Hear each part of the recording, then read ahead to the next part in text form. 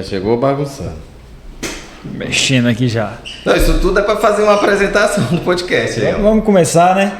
Seja muito bem-vindo. Já começou, na verdade, mais um episódio aqui do nosso OneCast. E nesse clima já de descontração que a gente começa, porque o convidado de hoje também já é um cara que gosta também da resenha. Ele, assim, é um prazer muito grande receber ele aqui hoje. Foi um dos caras que me impulsionou ali na carreira como professor. Eu tive o prazer de estudar com ele, de ser aluno dele. Deu trabalho? Não dei trabalho, não. E assim, é um cara que também, que eu acredito que formou muita gente. A gente vai até perguntar para ele se ele tem noção de quantas pessoas já passaram ali pela formação. Mas é um prazer enorme recebê-lo aqui. E tudo que a gente já faz aqui comumente aqui no podcast, na descrição do vídeo vão estar as redes sociais, vão estar, se você, eu quero assistir ou ouvir no Spotify, tá treinando aí na academia, quer ouvir o podcast no Spotify, tá na descrição. Se inscreva no canal, deixa seu joinha aí também, compartilhe com outras pessoas para que elas possam ser edificadas com esse bate-papo aqui também. Pedro, você tá falando demais, não. O Pedro já falou demais. Pode encerrar já. Não, eu tive que tomar aqui, porque senão o convidado não fala. O convidado não gosta de falar, é um cara tímido, não gosta de falar. Então, Pedro, você constrangeu. Verdade. Vamos lá, professor. Tudo bem, muito obrigado pelo convite, estou honrado. Né, e saber que você lembrou daquilo que nós vivemos ali só quem viveu aquilo ali sabe o que é que nós... Loucura, né? É loucura, é umas coisas que são fora da casinha, né? E aí quem viveu aquilo ali sabe, e você falar essas coisas me deixa bastante feliz saber que eu estou no caminho certo. Há 26 anos, né? 26 anos, rapaz. 26 anos, tem quase a minha idade. Só de... Não, o Pedro agora, você viu desde o episódio passado, que ele já fala da idade, né? Daqui a pouco eu vou me chamar de etarista, né? Não, é praticamente. O cara só vive falando. Isso é porque eu tenho 29 e ele tem 28, por isso que ele fica fazendo essa comparação.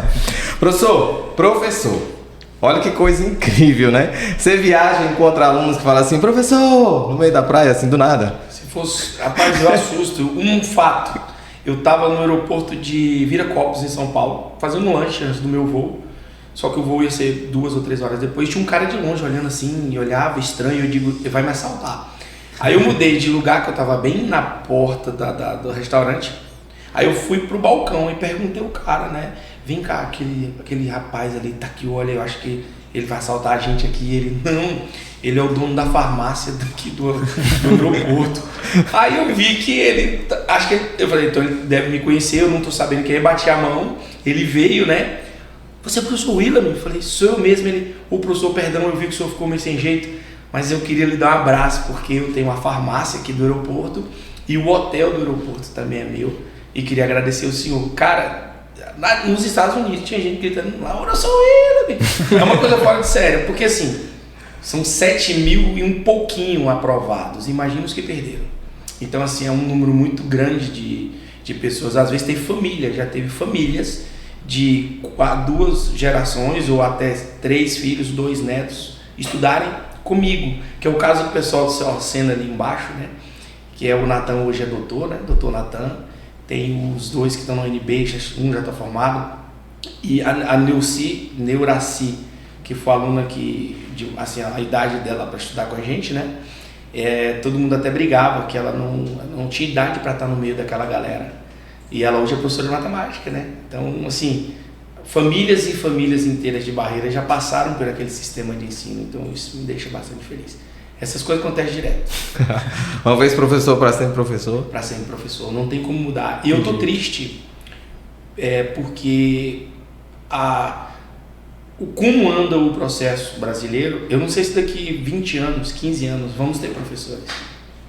Ninguém quer mais ser professor. Porque o professor, hoje, você vê, quando ele não é concursado, ele precisa mostrar serviço para poder ser reconhecido, ele é um professor. Quando ele entra dentro da máquina, que ele sabe que ninguém vai tirar ele de lá, ele é outra pessoa. Óbvio que existem regras e regras, professores e professores, porque existem 2 palavras, né? Educador é um ser humano, professor é outro. Professor é aquele que dá a sua aula, faz sua chamada, cumpre, entrega seu planejamento, tchau. O educador, ele leva o sonho do aluno para casa, ele pensa como moldar o aluno, ele pensa como verificar, ele cria coisas didaticamente, frequentemente, pode ter 30 anos de carreira, ele tem aquela mesma energia do primeiro dia de aula. Então, nós estamos perdendo educadores, estamos tendo professores. E muitos professores, eu até treino professores e digo assim, né? Uma coisa que eu faço muito que é impactante, vocês vão entender. Imagina eu estar aqui com 1000 professores. 1000. Eu chego igual eu estava em Palmas agora. 1000 professores. E só fiz uma pergunta.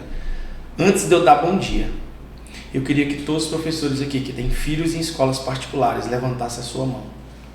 A maioria levantava e com aquele ar diz assim, eu posso. Aí eu falei, muito obrigado, vocês podem abaixar a mão. Eu queria começar dizendo o seguinte, olha para o colega do lado, que trabalha com você. Aí eles fizeram assim, vocês não têm a capacidade de acreditar e confiar no seu próprio colega de trabalho, que você coloca seu filho numa escola particular, porque a qual você leciona, você tem vergonha de colocar seu próprio filho. É pesado o que eu estou falando aqui, imagina. É pesado, os professores abaixam a cabeça e ficam assim. Tem uns que até me xingam. Entende? Por quê? Porque falar a verdade dói. Falar a verdade incomoda. Então hoje, as pessoas hoje estão vivendo de glamour. Né? Eu lembro que, por exemplo, Pedro, quantas vezes, Pedro, você viu pegar um aluno meu aprovado em medicina e colocar foto dele na cidade, sabe? Por quê? Porque ali é uma coisa do aluno, não é minha. É o momento dele, né? Eu lembro de um pai, o nome dele, eu não lembro o nome dele, mas você lembra dela, da Ana Luísa, que o pai dele era pedreiro e pintor, não sei se foi do seu ano, ela passou em 4 federais de medicina no mesmo ano. E eu não queria colocar a foto dela, e ele chegou lá na frente do cursinho, aquela sala lotada. O senhor tem que postar foto da minha filha. Eu falei, o senhor posta, tem que ser o senhor. Eu falei, por quê? A minha filha passou em 4 ou foi 5 federal? Eu sei que foi, eu não sei, foi 4 ou 5 federais. Eu falei, não é o feitio do Willa, eu nunca fiz isso, não vou fazer agora. Ele, mas eu preciso, porque eu sou eu sou pintor pedreiro, filho de leiteiro, e minha filha passou na federal. E ela hoje já está praticamente médica, né? Lá em UFT, Federal de Tocantins. Então, assim, eu aprendi que o que a gente... Lembra da palavra que acontece em Vegas, fica em Vegas? É o que a gente viveu lá dentro. Pedro, talvez, dificilmente ele vai conseguir contar tudo que a gente viveu lá. Noites de choro, eu parava a aula de química, física, a matéria que eu estivesse dando aula, porque eu verificava que tinha algum aluno que não estava bem. Então, como é que eu vou empurrar química, física, biologia, matemática, literatura, se o aluno não está bem? Não era um, eram muitos. Então, aquela palavra que eu colocava, aquelas frases pesadas, mas em termos de motivação, como se fosse um pai mesmo dando bronca, mas uma bronca de uma forma diferente, entende? Que tem aluno que chegava assim, professor, tem que tomar vergonha na cara, que eu preciso ser alguém, eu tenho que confiar em mim. Você não era da turma da menina que deu um tapa na cara, não, né? Não, você eu lembra fui da dela? turma de 2015. Ela foi depois. Essa daí eu assustei, eu fiquei com medo, eu nunca mais faço isso. Eu cheguei pra menina e disse, olha, a senhora tem muito potencial, ela é uma senhora já. E eu falei, se a senhora passar no IFPA, a senhora pode vir aqui me dar um tapa na cara porque a senhora venceu. Eu só falei brincando, porque ela não queria estudar, eu tinha que forçar ela, eu sabia que eu achei que ela não ia passar. Rapaz, no outro ano, no primeiro ou foi no segundo dia de aula, ela chegou, a sala lotada. O senhor lembra de mim? Eu falei, lembro, ela nervosa. Vim aqui dar um tapa na cara. Eu falei que foi, aí ela, o senhor lembra que o senhor disse que eu poderia dar um tapa se eu passasse? Eu falei, e você passou? Ela, passei no IFBA, passei na UNEB, passei na UFOB. 3 tapas. Foi dar um tapa. Eu achei que ela ia simplesmente fazer meu amigo, eu tinha um bichinho num palcozinho assim, eu encostei o rosto, mas ela desceu a chapuletada, bicho, com gosto. E ela, pá! Depois ela começou a chorar. Aí eu levei o tapa, quem chorou foi ela. Aí ela falou assim, professor, obrigado, porque se não fosse essa vontade de lhe dar o tapa, eu não teria passado. Gente, mas eu precisava de uma promessa dessa. Aí eu falei... Tinha tanto professor que eu queria dar um tapa. Eu falei, não tinha outra forma, mas essa foi a única que eu me agarrei. Eu senti meu rosto fazer assim, sabe aquele? Mas foi ali. Se tivesse uma câmera lenta. Nossa, ia ficar o emoji, né? Cara, já tive assim. Você imagina você ter um aluno que. Eu não tenho autorização da família para falar, mas se ele um dia quiser falar, mas muita gente sabe. Ele roubava no semáforo, em Anápolis, se eu não me engano. O cara hoje está fazendo doutorado no Japão, você imagina. O menino andava vários quilômetros para chegar na minha sala de aula, desmaiava às vezes com fome. Muitas vezes eu tive que levar ele, a gente, né? E quando eu vejo aquele moleque num doutorado, eu falo, cara, eu só tenho a agradecer a Deus por tudo que a gente viu ali, né? Porque tem uma política. Até muita gente fala, William, eu queria que meu filho estudasse com você. Eu falei, cara, infelizmente, para seu filho estudar comigo, ele tem que estar na escola pública. A minha filha, por exemplo, ela terminou a federal agora e nunca estudou comigo. Porque regra serve para todos. Então ela estudou a vida inteira em escola particular. Eu falei, então você vai passar pelo mérito da sua escola, não pelo mérito do seu pai. Mas eu quero estudar com o senhor, então vai para a escola pública. O menino foi para a escola pública para poder estudar comigo. A menina não, ela terminou o ensino na escola particular, terminou a federal recentemente. E essa política às vezes diz, por quê? Eu tive uma cena em no ano 2000, quando eu fundei o cursinho, tá? Não sou tão velho assim não. Olha, tá vendo? Ele já tinha falado mal de você aqui. Tá vendo? E o menino, ele era de escola particular. Eu deixei ele participar de uma aula do pré-IFBA. Até hoje tem. Os meninos de 9º ano para fazer prova da ESA, que antigamente, né, tem a ESA ainda, e tem também a prova do IFBA. E eu coloquei alguns alunos de escola particular. Cara, foi uma das cenas mais horríveis que eu passei. Esse menino começou a falar que não queria estudar naquela sala, que só tinha retardado, que os meninos eram de um colégio público lá de baixo, chamado Prisco Viana, o qual era funcionário público, né, era professor na época lá. Eles, olha, professor William, eu não vou admitir estudar com burro. A palavra foi essa, desculpa se você quer pesado, aqui é um podcast, a gente fala o que quer. Não vou medir palavras do que realmente foi a realidade. Não vou estudar com burro, os meninos não têm competência e está travando o meu conhecimento. Então foi o seguinte, eu vou dar uma aula só para vocês, seus amigos, que é para essa, e vou dar aula para os burros aqui, como vocês falaram. Aí no final do ano, sei lá, janeiro, fevereiro, uma mãe me ligou para agradecer que o filho tinha passado na ESA. E eu achei que era um menino rico, né? O filho o cara lá, o top. Aí eu falei, a senhora pode vir aqui pra gente conversar? Porque eu queria explicar para ela que ele tinha humilhado, né? Que nada.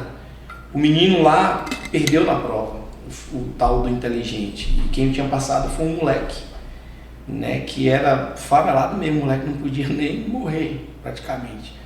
E ele tinha passado na ESA e o outro não tinha. Aí desse dia eu decidi que nunca mais na minha empresa, pelo menos junto, né, alunos de escolas públicas e particulares poderiam fazer parte do mesmo processo, a não ser que eu abra separadamente. Então tem uma turma de amigos que vai ali, mas é fora daquilo que foi determinado.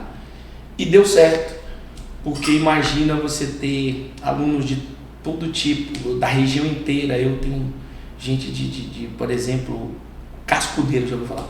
Não. Já ouviu falar? Não. Cascudeiro fica em Banópolis, você pega a Várzea para a direita, Cascudeiro à esquerda.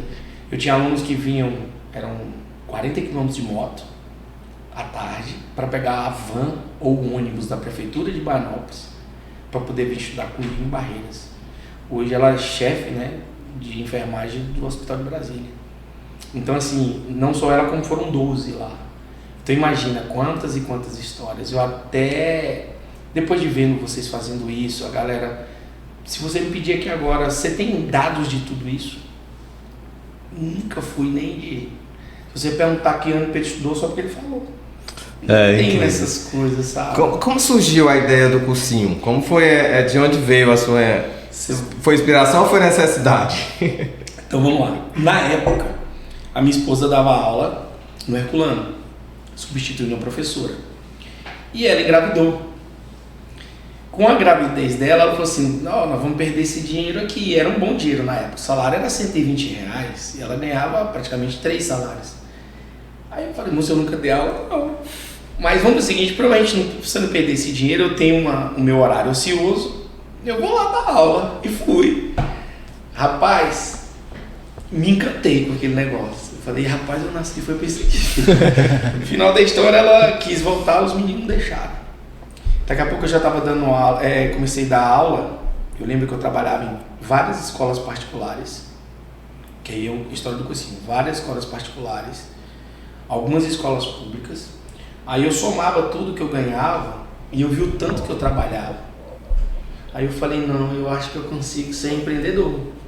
No lugar de eu dar aula em tantos lugares, eu vou ficar em 2 e vou abrir o meu. Aí tinha, vocês lembram de um colégio chamado Agrotécnica, que era perto do IFBA?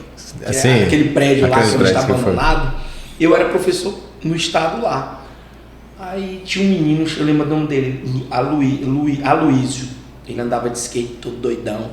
Aí a mãe dele falou assim, professor, meu filho não vai dar nada que presta não.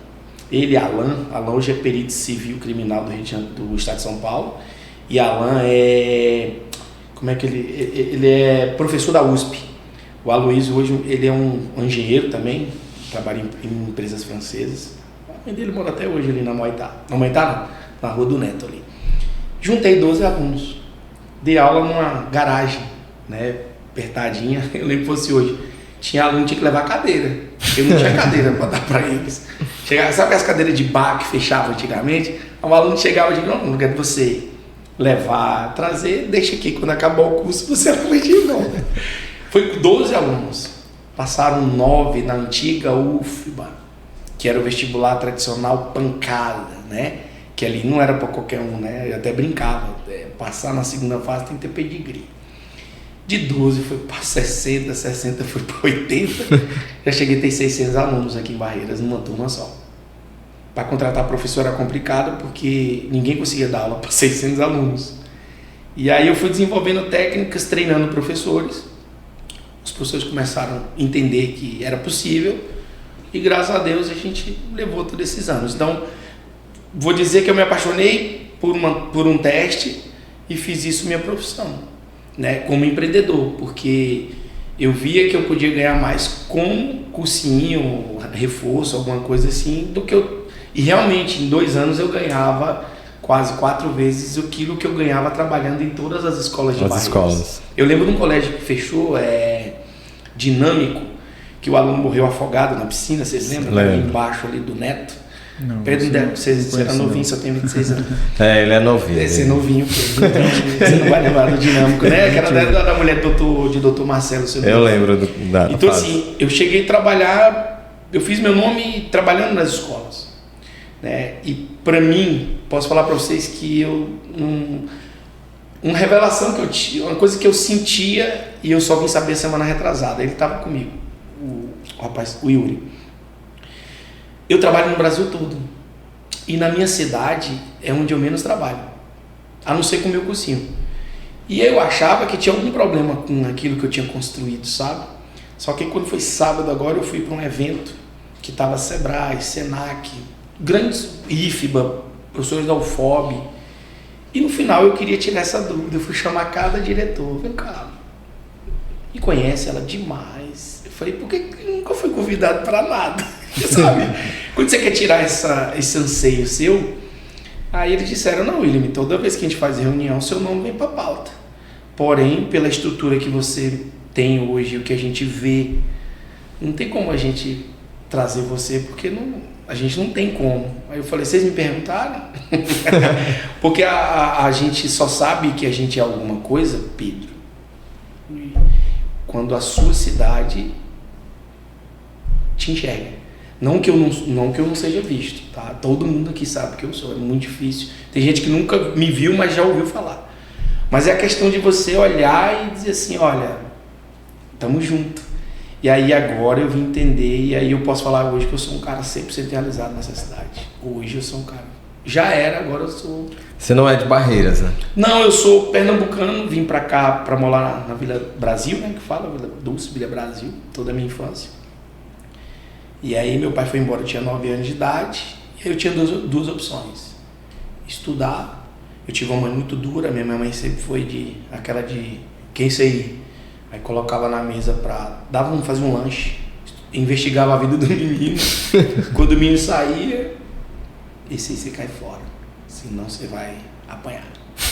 Esse aí você pode continuar, que a gente é boa. Então, se minha mãe não tivesse sido mãe e pai muito dura, eu não vou mentir não. A inteligência que Deus me deu para fazer o que eu faço, acho que no mundo do crime eu era o cara. Entendeu?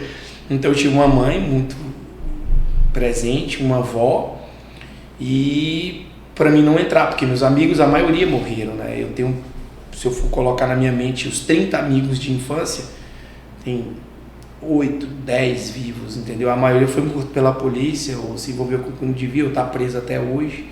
Eu tenho um amigo que tá preso até hoje. Então, assim, se não fosse essa criação que eu tive, talvez eu não estaria aqui contando a minha história, ou minhas peripécias, né, da minha vida. Ah, isso é maravilha. Você disse Deixa eu pegar aqui. Deixa eu investigar a sua vida. Pode futucar um livro. Hoje a gente sabe de tudo. Não, na verdade eu queria falar sobre... Você disse que a pessoa, ela pode conseguir o impossível. Ela pode conseguir. Se ela quiser, ela sabe, todos nós podemos sair dessa questão. E você contando as suas histórias, você tem muita prova disso que você está falando, né? Você consegue isso. Mas como nasceu, isso já veio em você ou foi de acordo com o que você foi vendo que você chegou a essa ideia? Ou você já tinha isso desde o início? Não, eu vou sair daqui, eu tô nessa situação, eu vou chegar até essa daqui, ou foi um... Cara, eu falo muito, foi minha avó. Porque eu lembro que minha avó morreu em 95, eu tinha 15 anos. E eu morava com ela na Vila Tatu, né, ali. Eu vinha no ônibus da Vila Tatu para estudar no Costa Borges. Então, eu saía da zona rural para vir para a cidade. Porque eu cuidava dela, morava com ela. E minha avó dizia, meu filho, a única riqueza que a vovó pode deixar não é nem a educação, porque sua avó não tem. Mas a única coisa que eu posso te dar é que você pode tudo. E aí ela fazia, ela às vezes doente, com câncer, ela perdeu a orelha, perdeu uma parte do órgão por um acidente, que ela teve um câncer e tal. E durante muitos anos eu vi minha avó doente. E ela mesmo doente, ela dizia, estuda para mim o sistema urinário da pessoa e me dá uma aula. Aí daqui a pouco ela desenha o coração e explica para mim toda a funcionalidade do coração. Então a minha avó, ela me informou ser o que eu sou sem eu saber. Porque o sonho dela é que eu passasse no Instituto Federal da Bahia, porque era só rico que entrava, né? Alunos de escolas particulares top. Eu estudava a melhor escola que eu estudei pública foi o Antônio Geraldo, né? Então as outras escolas já foram bem mais de periferia. E assim, minha avó sem querer fez quem eu sou, e aí eu aprendi muita coisa. Eu dou aula de 18 matérias, só que eu dou aula do meu jeito, eu não gosto de copiar nada de ninguém, então minha avó fez isso. Né, Vali, meu filho, dá aula, e ela às vezes sentindo dor com um balão de oxigênio no nariz, e ela sorrindo, eu explicando para ela como é que funcionava as coisas. Minha avó era muito curiosa. E quando ela morreu, quando eu tinha 15 anos, aquilo foi um baque, porque minha avó foi minha referência, né, em tudo. Eu digo, e agora? Vou fazer o que da vida, cara? Bandido eu não quero ser. E eu já conheci a igreja normal, a católica que a gente fala, porque é uma coisa que muita gente deveria entender. Independente de ser católico ou evangélico, seu filho precisa participar de um grupo de jovem, independente da igreja.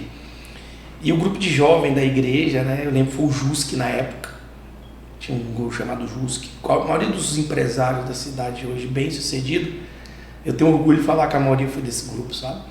Que era da São João. Que era da São João. Aí tinha um da Seitas, que era o ACC, que era um segundo grupo. Então, assim, o grupo de jovem, ele edifica. Entendeu? Muita gente pensa que é brincadeira, mas aquilo ali te dá uma nova amizade daquela que você tem. É como se fosse o mundo de hoje. Você quer crescer na vida, você precisa migrar nos grupos. Entende? Pega teu salário hoje, o seu salário, e você pega 5 pessoas que andam com você nos 30 dias do mês. Você soma e divide por 3 se não dá o seu salário certinho. Você é a energia quântica das pessoas que te rodeiam. Pode fazer esse cálculo. As 5 pessoas que você considera, as que estão com você, você soma e divide por 3 para ver se não é seu salário. Então todo dia eu tenho que subir degraus, eu tenho que aumentar o network. Todos os dias eu preciso mudar, quebrar meus paradigmas, bloqueios. Tem muita gente que é bloqueada pelo mundo, e minha avó não me deu bloqueios. Minha avó dizia, tudo que você quiser, você tem poder. Eu tinha um olho torto. Pedro, quando você teve aula comigo, meu olho já estava consertado, né? Já tinha feito cirurgia, né? Meu olho era assim. Os caras me chamavam de, pode falar aqui? Não. Era o olho Fucu. Porque era um olho virado para lá, outro para cá.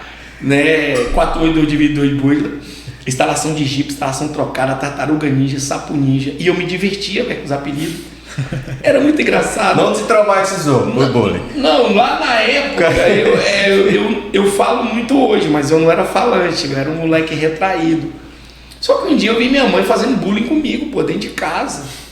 Minha mãe colocava uma camisa assim, passada por dentro da calça, um óculos fundo de garrafa, e chegava a visita, ela dizia: vou chamar meu filho, ele é a coisa mais linda do mundo. Cara, aquilo ali ele dizia, sabe que você tá saindo da porta da esperança do Silvio Santos, com o olho torto, um olho fundo de garrafa e as pernas tortas? Eu digo, pronto, virei um palhaço de circo aqui.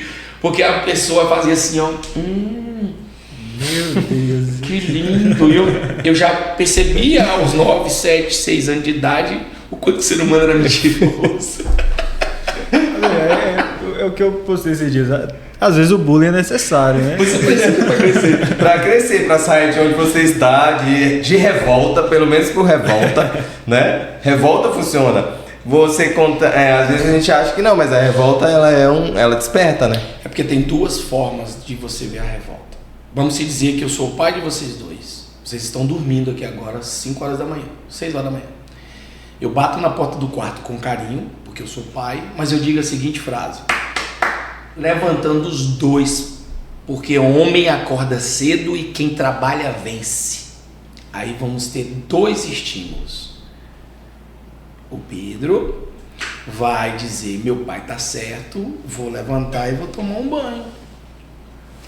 A vossa pessoa vai dizer o quê? Se tá chamando eu de vagabundo, eu vou continuar dormindo. É a mesma frase, mas o impacto que ela coloca em duas pessoas depende da pessoa. Então, quantas pessoas que estão nos ouvindo aqui hoje não tem travas porque o pai disse que quem é rico é ladrão, que você não nasceu para aquilo, que você é atrapalhado? Eu lembro muito uma cena que me marcou bastante, eu falo para os alunos para eles entenderem. Minha mãe me colocava dia de sábado no colo dela, né, fazendo cafuné, né, fazendo carinho. E eu ficava assistindo Raul Gil, aqueles meninos pequenos cantando uma voz linda. Aí minha mãe chorava e dizia: nossa, a mãe desses meninos deve ter um orgulho tão grande. Eu com os olhos tortos olhando para ela: e mãe, e eu? Você só serve para comer. Aí eu parei assim, eu falei: cara, minha mãe só me vê para isso, não tem outra coisa de bom. E aquilo me despertou a querer provar para minha mãe que eu não era o menino que só comia. Então cada prêmio, cada vitória, cada conquista. Hoje eu tenho 12 profissões, eu não sou só professor. Então quando eu estou dando aula, um treinamento para professor, treinando aluno, viajando, dando palestra, na minha clínica, né, atendendo como terapeuta, eu falo: minha mãe agora vai ver que o filho dela não é mais um menino que só come. Mas quem colocou esse gatilho positivo foi a minha mãe. Só que eu poderia ter pego esse gatilho e me transformado no nada. Sim. Vocês entendem aqui que o problema não está no que você ouve, o problema está de que forma você coloca os seus sentimentos para receber aquele estímulo para você tomar um posicionamento. Então, se eu não sou nada, a culpa é minha.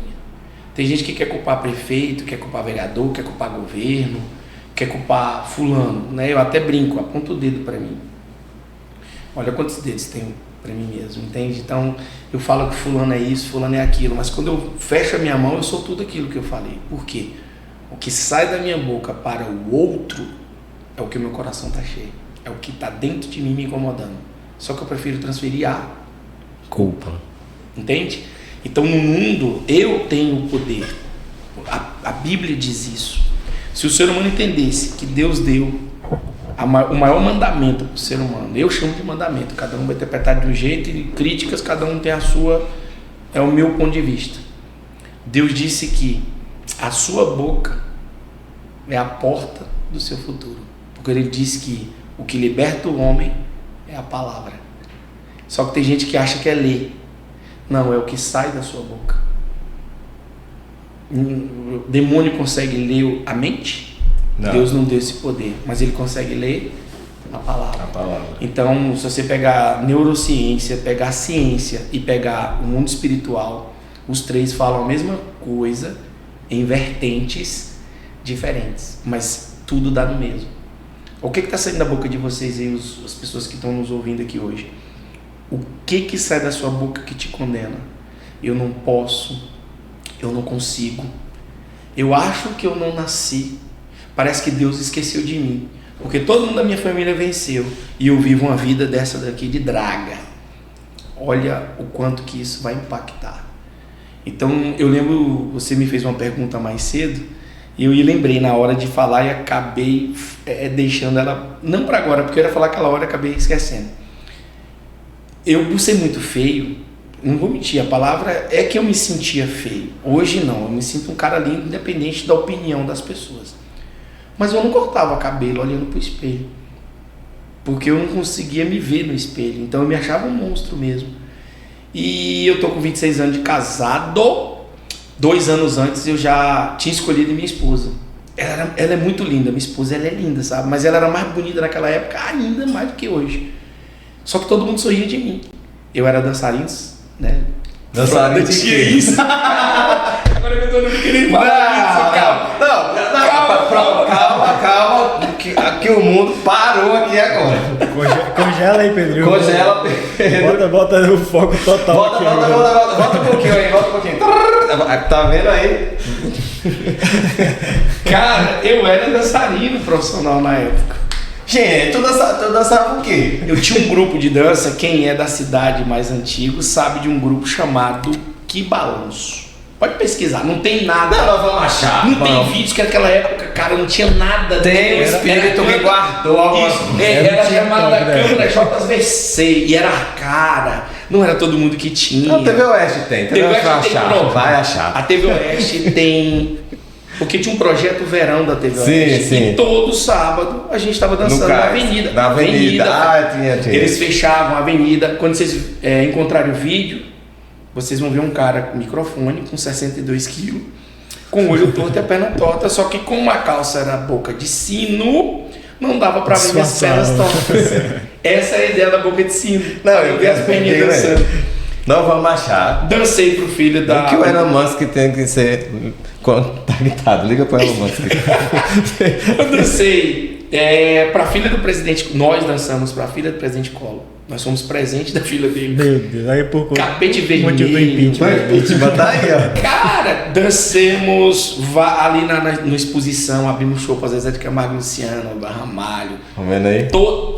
Alambique, puxávamos o bloco, né? O bloco Alambique, por exemplo, surgiu na minha turma do IFBA pro nossa gincana. E aí a gente que abriu o grupo Que Balanço. Cara, toda festa, se falasse grupo Que Balanço, era um alvoroço. Eu era tão rico que eu lembro que eu saía com a Glicéia, que é minha esposa hoje, mas na época namorada, que eu só tinha o dinheiro de um cachorro-quente e uma coca.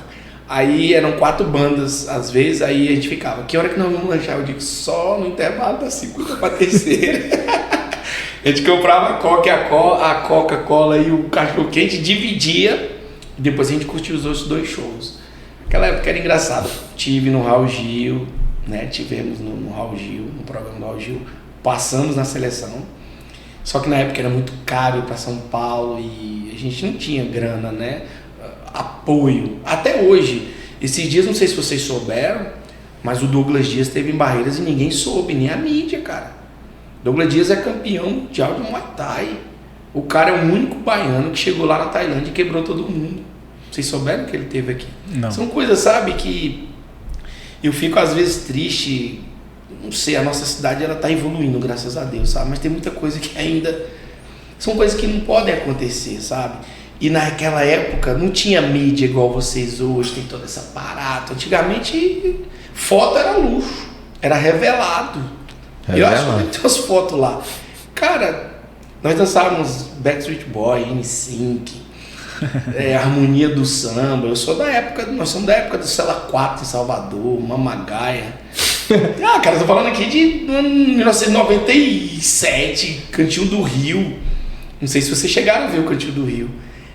Não tem a curva quando você vai pra ponte da Barreirinhas. Aqueles barzinhos ali era o ponte da época. Chamava bar, era um bar que tinha lá chamado Cantinho do Rio. Aí tinha os bocas que cantavam lá. malha samba, e era jovem. Eu lembro que eu não bebia também, na época eu me bebia, eu estava com 22 anos, minha mãe era muito rígida. Eu lembro que uma vez eu comi aquela bolacha, sabe aquelas bolachas de vinho que faz mousse, que faz, eu esqueci o nome de uma comida. Eu comi uma daquela e tem gosto de vinho. Rapaz, na hora que eu cheguei em casa, minha mãe abre a boca, eita, ó o tapa. Mãe, você me bateu por quê? Você bebeu. Eu falei, não, mãe, ó, foi a bolacha que eu comi. Ela, meu filho, já bati, fica pra próxima. Então assim, aquela época o jovem era diferente. Não lembro de ninguém, quase ninguém fumava naquela época, sabe? Era uma juventude sadia, só que sem dinheiro. E muito sem dinheiro. A galera não tinha grana, mas era muito bom. Colocava bebida dentro do refrigerante. Eu lembro que tinha um Natal de uma bebida que os caras não conseguiam comprar, que era Natal de catuaba naquela época. Que era uma coisa que podia se comprar quem não tinha dinheiro, né? Mas era muito engraçado. Então, essa época foi uma época que perdura até hoje. As pessoas me veem em festa, o William tá em todas as festas. Cara, é resquício do Bugue Balanço. O pessoal manda um ingresso pra mim. Então ainda tem 2, eu, Fernando, Alice ainda mora aqui, nós éramos em 6, tem 3 que moram na cidade ainda. E, assim, o Alice eu conheço. O Alice, o Fernando trabalha na Coelba. E eu lembro que era uma época, cara, a minha propaganda, vinha fazer aula de dança na academia de Seu Juquinha, porque você não machuca seu joelho. A nossa aula de dança era no tatame, ninguém machucava o joelho.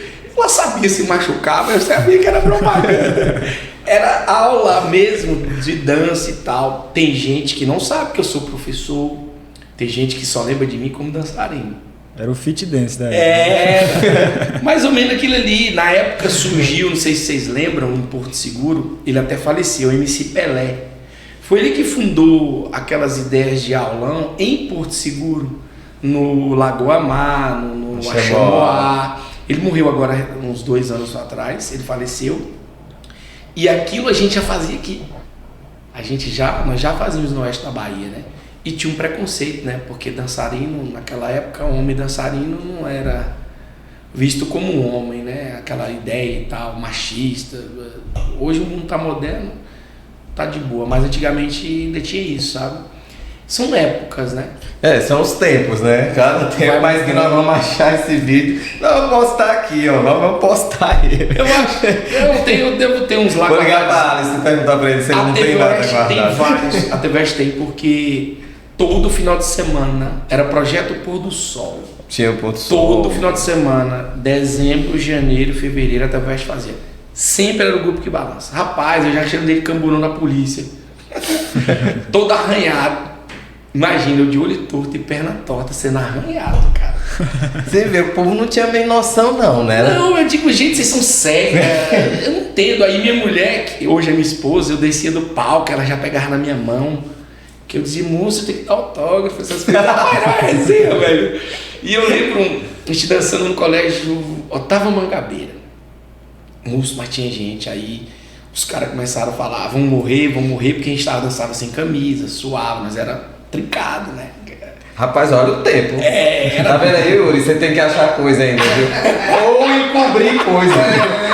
Essas coisas tem que encobrir. Não, ou encobrir coisa, né? Ele chega e fala isso aí, não. E o Yuri tá comigo, ele fala assim, bicho, toda vez que a gente sai, eu descubro coisas novas. Porque eu falo, cara, eu faço muita coisa, então não dá pra mim. Não, eu acho que ele vai desistir, velho. Daqui a pouco vai ter coisa demais pra esconder. Tá igual a assessoria americana.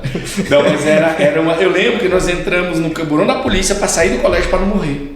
Porque os caras queriam matar a gente, né, de porrada, porque a gente tinha dançado sem camisa e as mulheres estavam gritando por a gente, as namoradas dos caras. Aí eu lembro que tava tudo arranhado, aí o policial, William, vou mandar a guarnição aí, a gente vai fazer um cordão de isolamento e vocês entram no camburão. Eu falei, tá bom, pra não morrer. Rapaz, os policiais fizeram aquele cordão, né, humano, e a gente entrando dentro do camburãozinho. Aí o William, e agora, velho? Nós vamos ter que descer do carro, vocês todos sangrando. E vai abrir a ambulância, aquela baratinha, né? Eu falei, moço, bota em qualquer lugar, não tem problema, depois a gente explica. Aí em frente ao Unisang, que era uma antiga Unisang, ele abre, sai todo mundo sangrando. O William e a galera que balança levou um pau da polícia. Tem que explicar, meu irmão. Tudo por causa de dança. Foi bom. Tudo que eu fiz valeu a pena, assim. Ah, imagino, tá vendo aí? Descobrimos porque teve impeachment. Depois de você derrubaram o colo, falou não. Não dá. Depois dessa daqui, vamos derrubar o governo. Mas maravilha. E hoje palestrante, né? Tem quanto tempo que você tá como palestrante? Eu palestro desde... Porque já era professor na época, né? Porque eu vi que... Eu sempre fui assim, aquele empreendedor que assim... O mundo da educação de aula, eu vi que ela já ia parar. Em 2015, eu disse, olha, o mundo digital vai acabar com cursinhos. Eu já tinha dito isso e falei, é tanto que você pode rodar que é poucos cursinhos presenciais. Hoje sabe? o cursinho não eu ainda mais. tenho Ainda ele. tem. Não, o cursinho ele desiste porque assim, eu pensei em desistir de dar aula. Mas aí eu fui lembrar, tudo que eu sou é graças a quem? Entendeu? Ao cursinho. Então hoje assim, só que hoje eu estou selecionando, eu não estou mais fazendo como eu fazia, sala de 600 alunos, 350 alunos, porque eu viajo muito. Então eu montei, né, monto turmas por ano ali, no máximo de 40, estourando 50 alunos, porque eu coloco o professor para dar aula das matérias e os alunos querem que eu dê aula de tudo, e eu também não aguento mais, estou velho para essas coisas. Eu digo, olha pessoal, eu só posso dar aula de tais matérias, os restantes professores assumem, eu viajo bastante, mas toda semana eu estou um horário com vocês. Aí os acordos estão funcionando.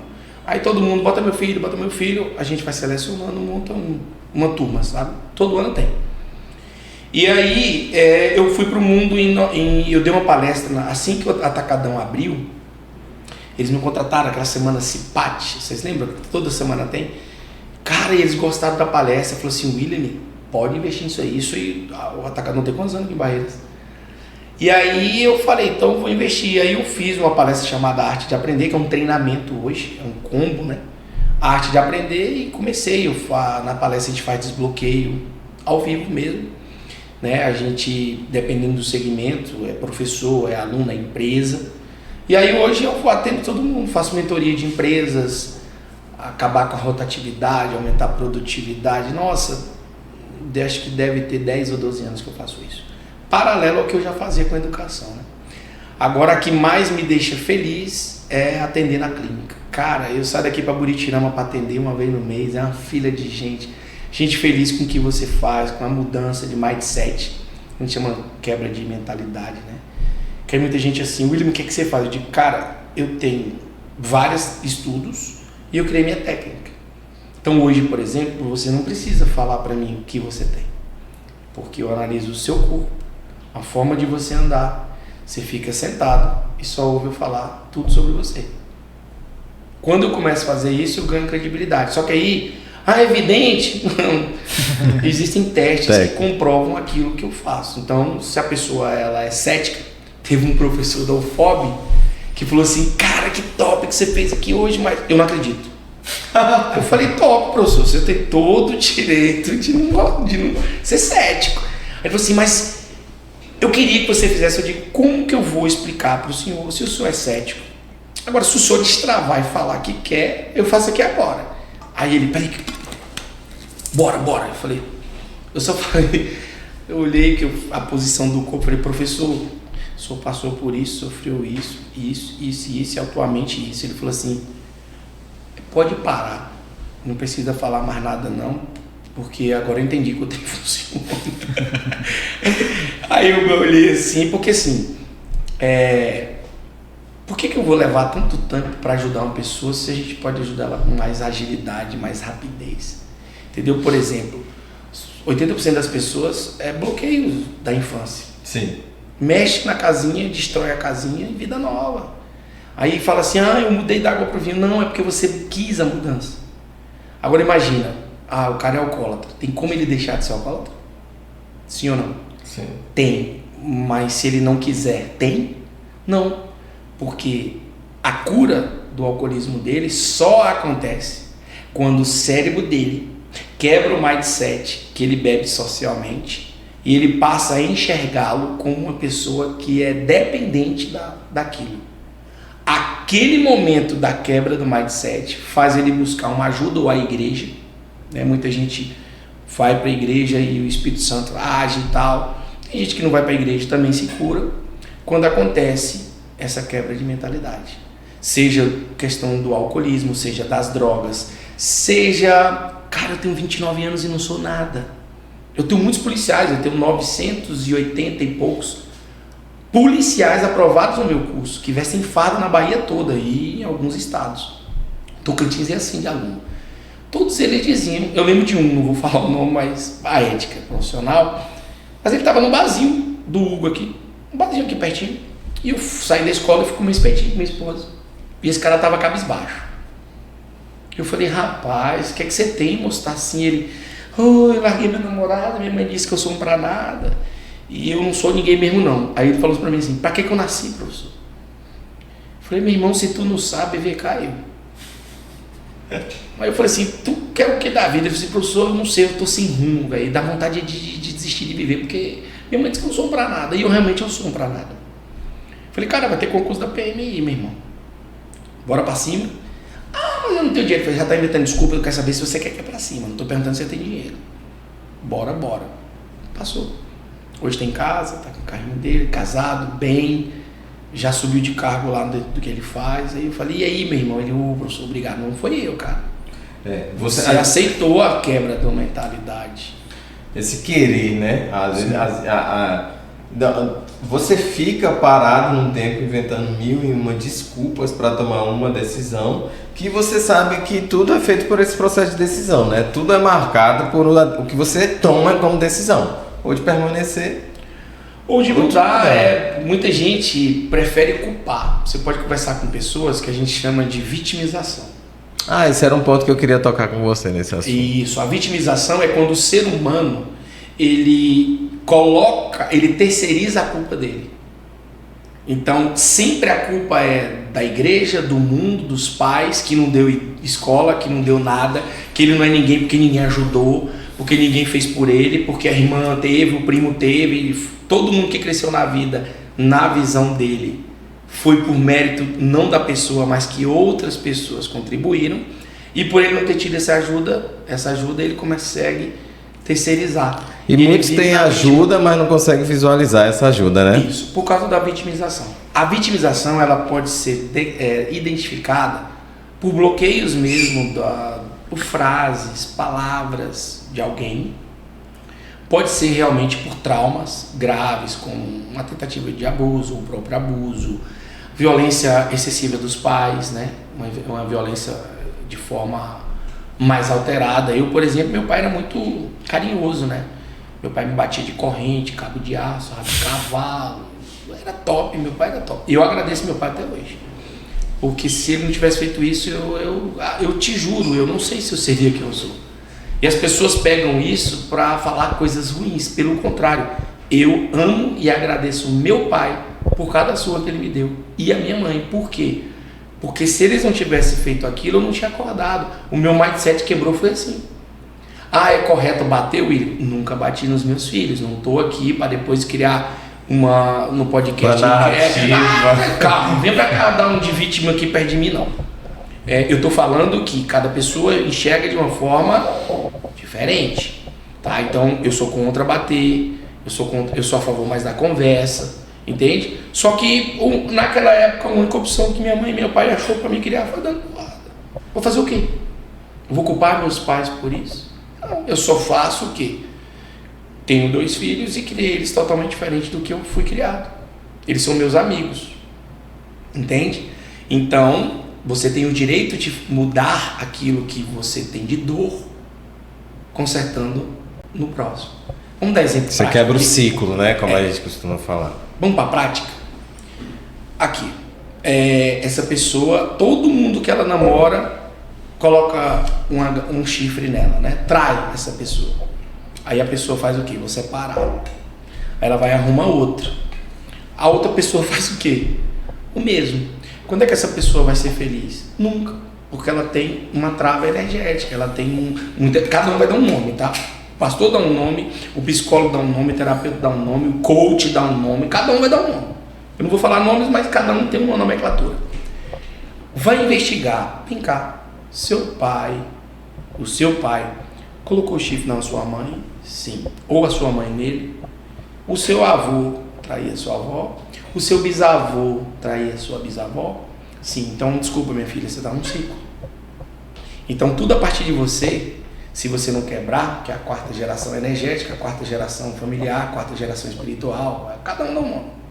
Se ela não entender e não bloquear isso aqui, todas as 3 gerações após ela vai sofrer a mesma coisa.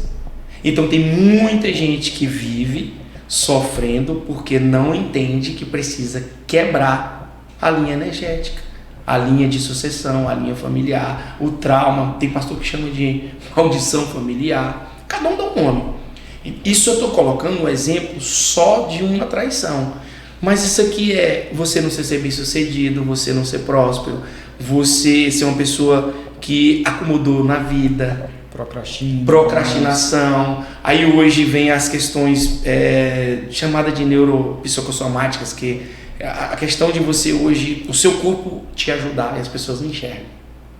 Se eu tenho depressão, foi porque meu corpo ficou dando alerta e eu não tirei as travas. Aí ele caiu. A trava mais simples que você pode ter é quando você começa a sentir dor no peito, falta de ar e dor no braço esquerdo. Crise de ansiedade. O corpo está dizendo: socorro, vai investigar onde está o bloqueio porque eu vou piorar. Aí daqui a pouco a pessoa chega na UPA, é o que mais acontece em Barreiras, chega na UPA com sensação de morte. Aí o médico faz o eletro, não tem nada.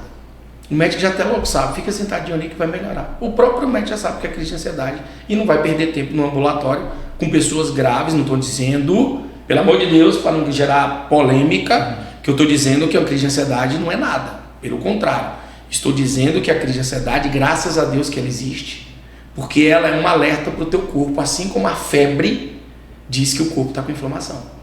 Então, se você tem crise de ansiedade, busca a raiz do problema. Existem diversos profissionais. O grande problema é que toda profissão está contaminada, sabe? É difícil. Procura o profissional mesmo, vê se o cara tem capacidade não. Se a pessoa tem habilidade para lidar com o teu problema e tirar você do estado A para o estado B. Então, toda crise de ansiedade é um alerta. Não cuidou, depressão, né? Aí tem pessoas que nem sabem que possui o espectro autista, né? Tem pessoas que nem sabem que tem TDAH, tem pessoas que não sabem nem o que tem. Aí eu gosto de dizer o seguinte: quem é você? Quem é você? Quem é você? Se você não sabe responder, aí as pessoas vão responder: eu sou fulano, trabalho, tenho casa. Não. Quem é você é uma coisa intrínseca, entendeu? Seu ponto forte como personalidade, seu principal defeito. Porque quando eu sei os meus defeitos, eu consigo fazer o processo de maturidade. Quando eu escondo meus defeitos, eu sou uma vítima de mim mesmo. Eu sou uma farsa. Sim. Na frente eu sou forte. Quantas pessoas vocês conhecem aqui que na frente ela fala o que quer? Quando chega em casa, ela deita no travesseiro, ela tem medo dela mesma. Então, adianta isso? A gente está diante de uma realidade social, principal aqui, por exemplo, o podcast é uma dessas realidades, que é o virtual, né? Que não só a gente deseja, como quem está na rede social quer que a gente aparenta-se ser de determinada forma, né? A gente não tem só a questão de você querer, as pessoas te querem ver de uma forma e você quer dar aquela imagem para aquela pessoa, para as pessoas, seguidores, por exemplo. E aí isso tudo tem causado ou aumentado, não sei se tem relação totalmente direta com esse vitimismo ou com essa fuga. Como você vê esse processo? É mais uma fuga, porque tem pessoas que por dentro estão destruídas, mas ela não quer dar o braço a torcer, que ela perdeu tudo, que ela começou do zero, que ela tem o direito de errar. As pessoas hoje querem ser perfeitas. Se você entender que nós não nascemos para sermos perfeitos, nós nascemos para fazer o melhor que nós podemos. Eu tenho uma analogia e ela é bem simples. Quando nós completamos 2, 3 anos, a gente vai torcendo para parar de fazer xixi na cama, correto? Mas quando a gente completa 70 anos, a gente torce e ora para não voltar a fazer xixi na cama. Então, se você olhar dos 4 até os 70, a nossa vida é muito pequena. É pouco tempo para se fazer muita coisa. né? Me diz aí, vocês dois, aonde hoje, na cidade de Barreiras, possui os grandes cérebros, os grandes mestres, as grandes ideias, onde é que elas estão? Fala pra mim. Cemitério? No cemitério. Esses dias o pastor Jack, ele tava Eu fazendo... ia falar no Vieirinha. Mas o Veria se torna um amplo de pessoas cultas, porque lá na segunda, né, geralmente na segunda-feira, é a reunião dos grandes poliglotas do Oeste. Do Oeste, ali é. Ali não deixa de ser. Mas é porque no cemitério as pessoas deixaram para outro fazer. Para outro fazer. Muitas ideias que ficaram, né?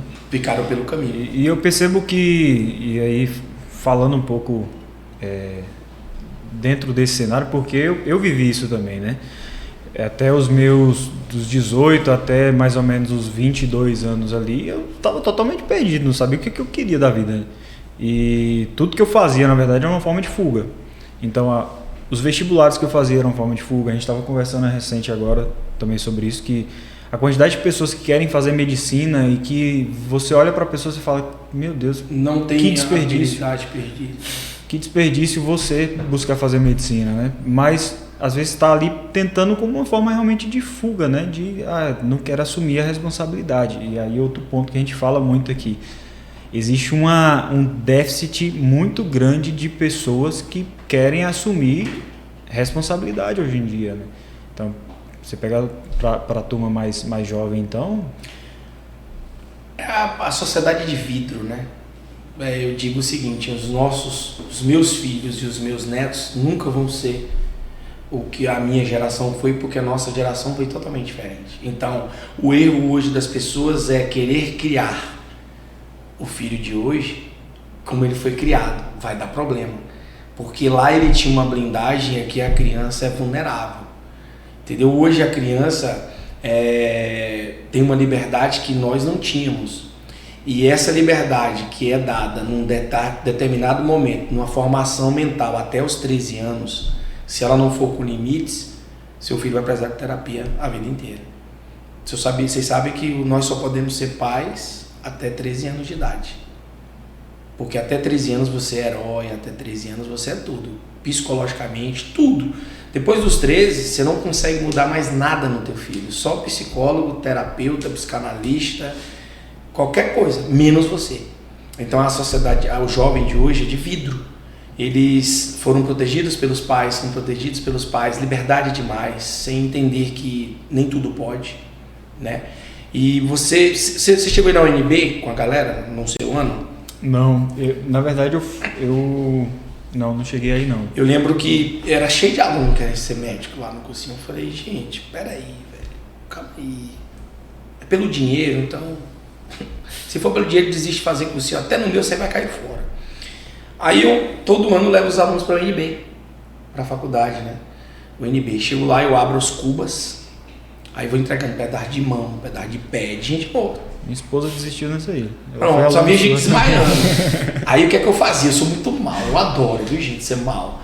Eu pegava uma marmitinha, meio-dia, com o arroz, o feijão, e em cima o bife, do jeito do cara que tava lá, feito no formol, só que não era formol não, é um processo que a UNB tem, é tipo carne de sol, a pessoa vira uma carne de sol. Aí eu vinha com a carne de sol, com a cebola assim, ó, fechadinha, os alunos só, oi professor, eu tô passando mal, eu digo, você não quer ser médico? Aí depois sala de Cuba, papai daqui a pouco toma marmita, as marmitas ficavam tudo jogadas fora, eu digo, ai, médico opera e vai comer. Não professor, eu quero ser médico mais não.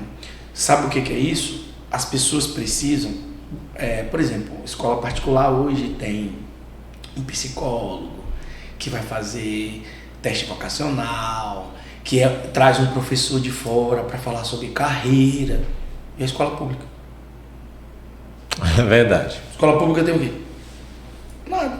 Aí os meninos estão lá, nem Enem querem fazer. Eu vou trazer um dado para vocês que é muito triste. O Oeste da Bahia tem um público desse ano, um público no terceiro ano, de quase 85 mil jovens. 10 mil fizeram Enem. Tem escola que tem 3 turmas de 40, escola pública. 3 turmas de 40 são 120, correto? 3 turmas de 40, 120. 15 inscritos. 20, 30 inscritos, 12 inscritos. Ah, mas Barreiro, eu falei, não estou falando Barreiro, estou falando que o Oeste é 35 cidades. Tem cidades que nem inscrito tiveram. E como é que você explica isso? Se o Enem é para o aluno de escola pública, se o Enem é para acabar com a disparidade. Aí você vê uma prova do Enem que o aluno de escola pública nunca viu aquilo que o Enem está cobrando. Enquanto que o aluno de escola particular, ele tem aula, ele faz cursinho, ele tem a professor particular, ele faz reforço. E não está passando. Tem alunos aí que estão 5, 6 anos fazendo cursinho e nunca passou em nada, cara. Aí eu já digo que o problema é gerenciamento das coisas, né? Lembra de falando de técnica? Tudo hoje é técnica. Tudo. Vocês, para montarem todo esse podcast, vocês pensaram na luz, a metrificação da luz, a iluminação, né? A questão da cor, por que essa cor? Entende? Vocês estudaram tudo isso para fazer um concurso público, para passar no vestibular, e do mesmo jeito. Tem gente que acha que é só comer livro. Hoje a gente tem visto muito que algumas escolas elas têm preparado o aluno durante praticamente 3 anos para o Enem, né? Ele só é preparado para o Enem. É um adestramento. Tem sido adestrado para o Enem, né? Depois. Não passa, ele não tem um curso técnico, ele não sabe nem que existe. Esse dia eu fui... Toda palestra que eu tenho a oportunidade de falar com alunos, eu digo assim... Tem alunos hoje no Brasil com 17 anos ganhando R$22 mil por mês. Sabe como? Curso técnico de petróleo e gás. Só existe em um lugar no Brasil, que é em Simões Filho, do lado de Salvador, que é pelo Instituto IFBA. Vai ter uma prova agora, hoje agora domingo tem a prova do IFBA. É o único meio de você entrar, é fazendo a prova do IFBA para você entrar nesse curso de petróleo e gás. Quando você termina, a Petrobras contrata 6 meses antes de você se formar. E você vai de helicóptero para a base, ganhando um salário de R$22 mil.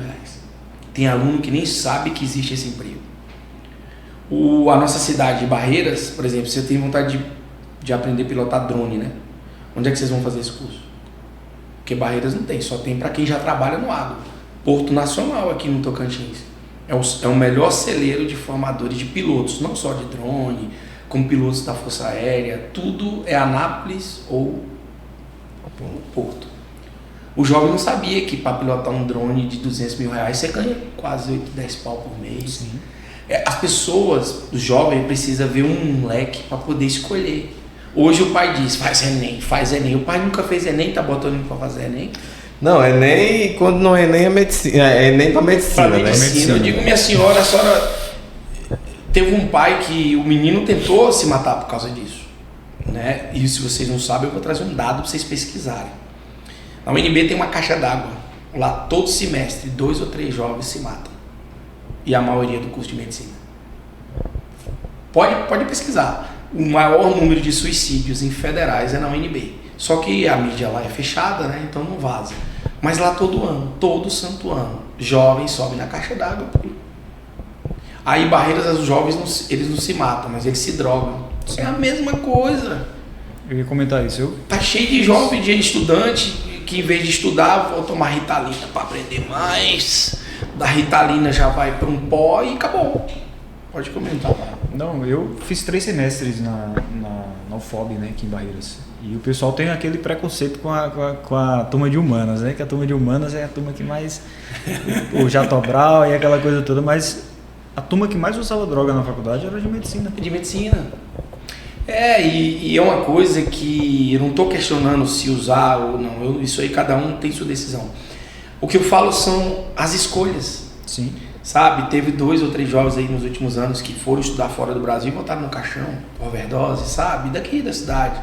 Então, assim, o que nós estamos ensinando para esses jovens? Por isso que dar aula hoje, para mim está sendo um desafio. Nós comentamos em off, que às vezes eu tenho que primeiro falar com a mãe para fazer a terapia com a mãe, terapia com o pai, colocar o pai e a mãe para voltar a se falar. Tem filho que não fala com o pai, eu coloco o filho para falar com o pai, para depois o menino estar pronto para estudar. É um cursinho integral. Eu tenho que fazer tudo. Eu tenho que consertar todas as arestas da vida do moleque e depois ele falar, professor, eu quero isso. Eu falei, então bora. Só que aí eu levo um certo tempo, entendeu, para fazer isso. Eu levo 2, 3 meses do ano só dando técnica de estudo. Por exemplo, o Pedro já foi meu aluno, eu sei que ele é visual, auditivo, mas eu não te conheço, não tive proximidade, mas eu sei que você é sinestésico. Então eu, como professor, tenho que ter essa sensibilidade, saber que eu tenho 4 tipos de indivíduo na minha sala.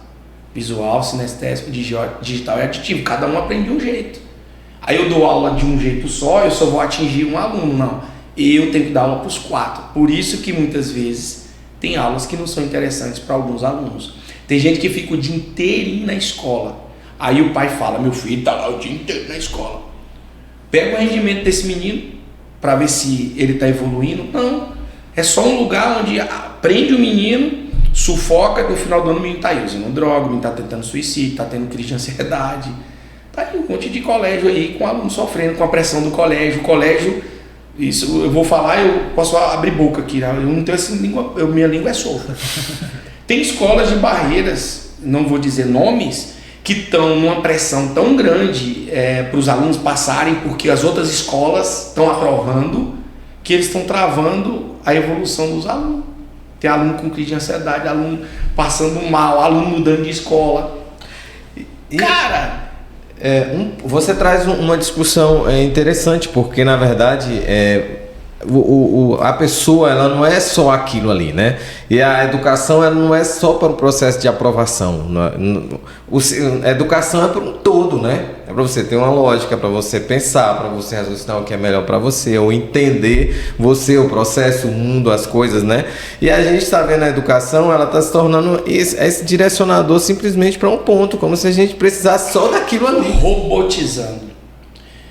Por exemplo, quantas pessoas que têm diplomas que ganham dinheiro? Não estou dizendo que não tenham. Entende? Por isso que vai voltar professor. Porque hoje em dia está cheio de gente com 10, 15 diplomas e não está indo para frente. Tem pessoas que não têm um diploma e está fazendo muita coisa. Um exemplo é o mundo digital. Tem crianças aí de 8, 10 anos que nunca pisou na faculdade, nunca fez Enem. Pergunta se o pai dele quer que ele faça Enem. Um moleque ganha, sei lá, milhões por mês, 100 mil reais por dia. Então, assim, é uma coisa que a pessoa tem que entender. Você quer. Vou dar um exemplo da minha escola. Eu sou desse jeito. Eu não posso falar muito esse fato, porque muita gente aqui no podcast vai até saber onde é que é. Eu não tenho autorização para falar, mas eu vou dar um spoiler. Tinha um certo aluno na minha sala, a sala lotada. Prova para concurso. E eu olhei para aquela pessoa e falei, não nasceu para estar na minha sala, não. Aí eu falei, levanta, qual é seu nome? Qual é a sua idade? Você está aqui por sonho ou por aposentadoria?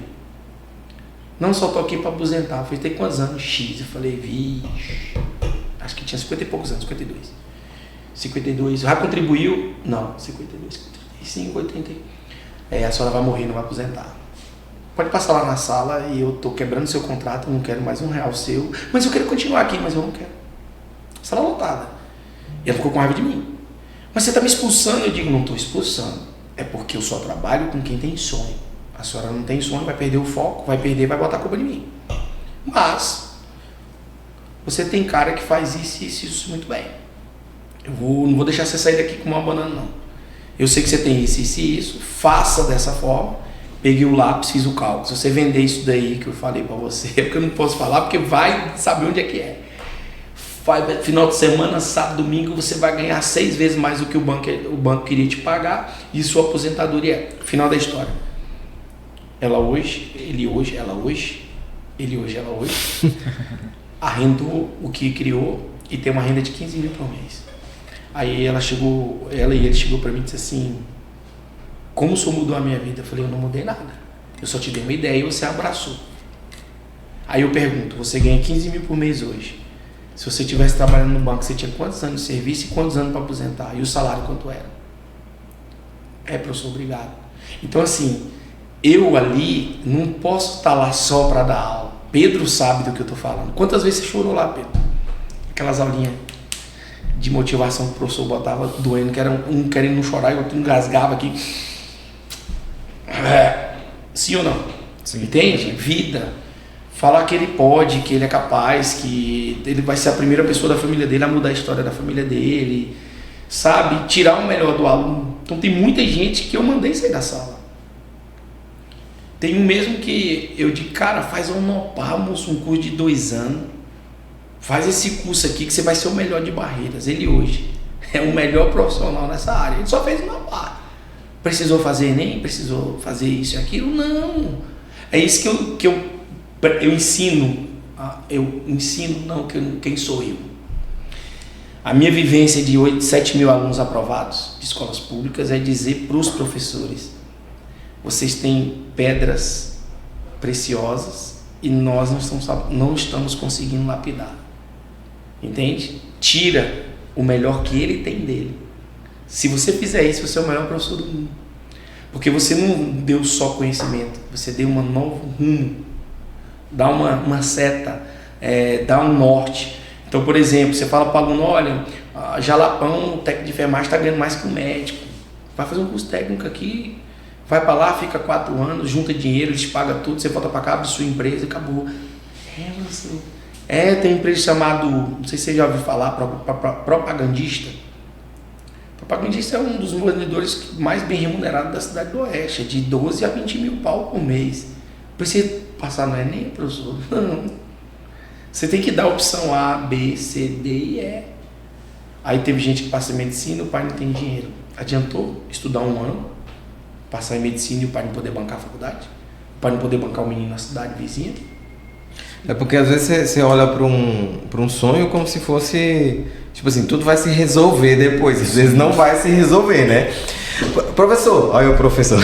Professor é professor, não tem. Todo mundo chama, não é já ficou marcado. Quando você fala, você vai perceber que você tem um posicionamento. Você, como você fala assim, não, eu vou lá e falo. Eu olho e vejo as coisas. Eu observo, vou lá e falo. A maioria dos professores não fala. Eu não sei se diante do que acontece as pessoas estão com medo de falar, ou se ela realmente não tem capacidade de observar isso. Porque às vezes fala assim, não, eu tô aqui só para isso. Ou então, aí se eu falar e a pessoa tomar uma decisão e o pai vier aqui, hoje tudo o pai vir na escola, né?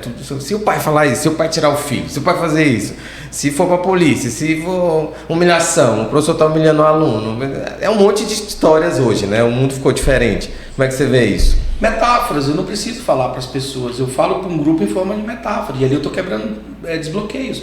Eu fui agora para uma cidade vizinha, nossa, 500 quilômetros aqui, onde o diretor me pagou para uma palestra para os pais. Aí ele me pagou a palestra para os pais. Tinha muitos pais, né, lá. E aí, no momento da palestra, que eu faço desbloqueios, agora sim, ali foi coisa de Deus, porque tinha uma menina na ponta e ela tava chorando, sabe? E aí eu sou analista comportamental e corporal, eu pedi ela para levantar no meio da palestra. Eu falei, você tem um grave problema com seu pai. Na frente de todo mundo. Era uma palestra. E eu quero resolver ele hoje. E ela começou a chorar e me abraçou. Sabe o que aconteceu? O pai da menina levantou a mão. Eu sou o pai dela, professor. Começou a chorar. Eu postei na frente e falei, o senhor não só pode como deve. Ele deu a volta. Ficou na frente da menina. Eu falei, agora eu quero que o senhor fala. Não vou expor não, que eu vou tirar o microfone, mas você pode falar para sua filha tudo que está aí dentro engasgado. Porque eu tinha feito uma palestra, preparei a pessoa para aquele momento. Cara, eu comecei a chorar, porque o que ele falou estava doendo em mim. E foi um pau, que a menina abraçou o pai, e a menina tinha tentado suicídio há 8 dias atrás, e o próprio pai não sabia. O pai não soube que ela preparou tudo para se matar. E ali, se resolveu um problema familiar dentro de um único processo. Eu precisei falar para as pessoas? Não, cada um chega no momento e resolve. Entende? Sobre a questão do professor, é o seguinte... Existe, às vezes, muito estrelismo. Cara, tem hora que eu chego em escola pública que... Eu não vou falar cidades, porque eu viajo muito, mas tem lugar que fala assim, o William tá aí, vamos embora, que ele toma conta dos alunos, porque eu fico com 500, 600 alunos por 4 horas. Ninguém levanta, ninguém quer ir embora. Quando eu procuro o professor, foi tudo embora. Assim, deixa eu lá que eu vou embora. Eles, em vez de ficar lá, às vezes, para tentar ver e tal, vão embora. Então tem o tal do estrelismo. Tem um tal daquele que já está cansado, que eu até brinco e eu falo sério com essa brincadeira. Tem muita gente que virou professor porque não conseguiu ser ninguém na vida e tá ali como um bico, entendeu? Eu vou repetir, tá como bico. Na hora que ele conseguir uma coisa melhor, ele vai embora. Então você, professor, que tá de bico, pensa que aqueles meninos que o senhor tá dando aula é o seu filho. Porque eu sempre entrei na sala de aula vendo os meus filhos. Porque se eu estiver lá apenas pelo meu trabalho, eu deixo de dar aula.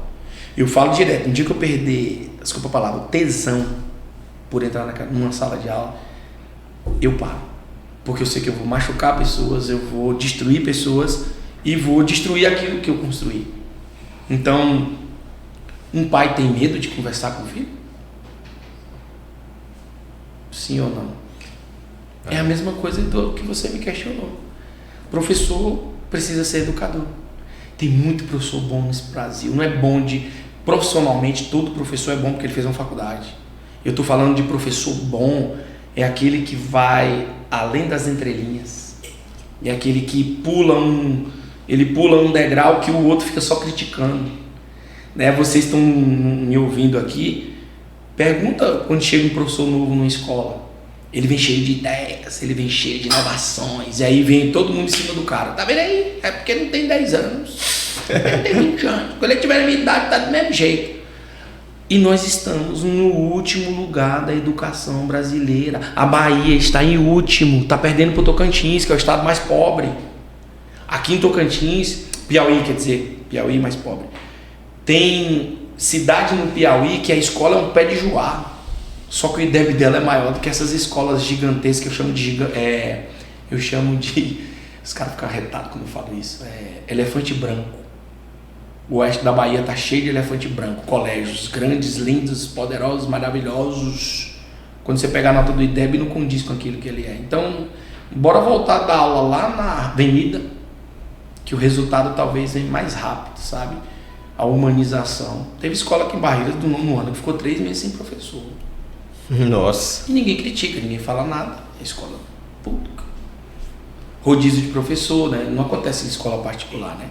Você faz o concurso no estado para matemática, mas você vai dar aula de filosofia, sociologia, você vai dar aula de tudo. É multidisciplinar.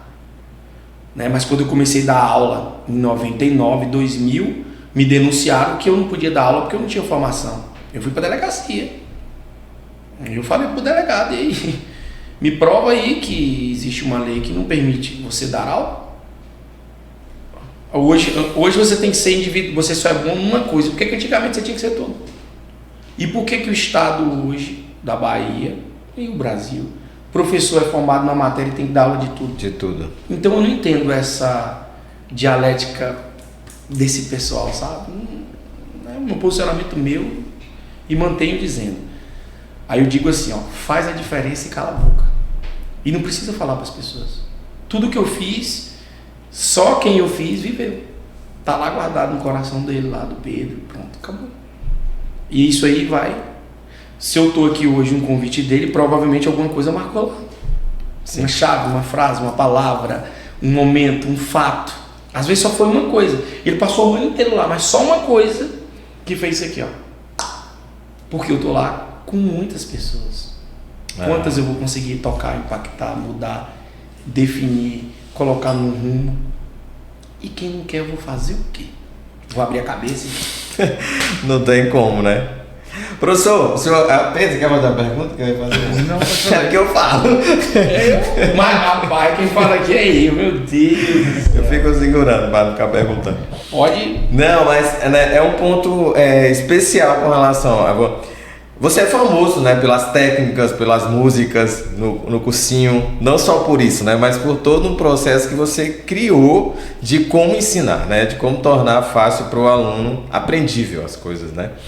E hoje, eu também vi no seu Instagram você falando sobre o processo digital, de Ida, falou da agência, falou do Yuri, eu assisti o vídeo. Hoje, tudo isso vai ficar no orgânico ou você vai trazer tudo isso que você já construiu para o digital? Não, vai para o digital.